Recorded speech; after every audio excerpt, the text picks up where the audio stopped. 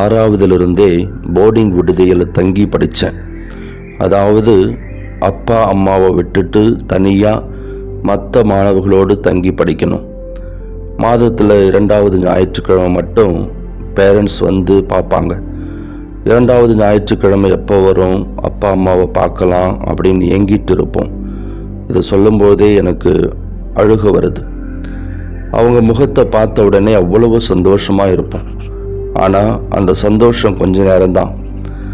அப்பா அம்மா திரும்பி போகும்போது மறுபடியும் அழ ஆரம்பிச்சிடுவேன். பிறகு சந்தோஷம் துக்கமாய் மாறும்.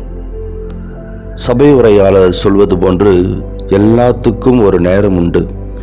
ஒரு பொருளுக்கு மேனுஃபேக்சரிங் டேட் இருந்தால் கண்டிப்பாக எக்ஸ்பைரி டேட்டும் இருக்கும். அதாவது எல்லாமே ஒரு நாள் முடிவுக்கு வரும்.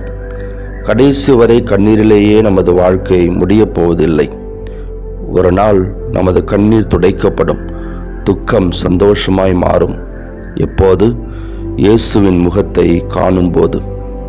உள்ளம் உடையும் போது அவரை உற்று நோக்குவோம். காரணம், அவர் நம்மை பார்க்கிறார்.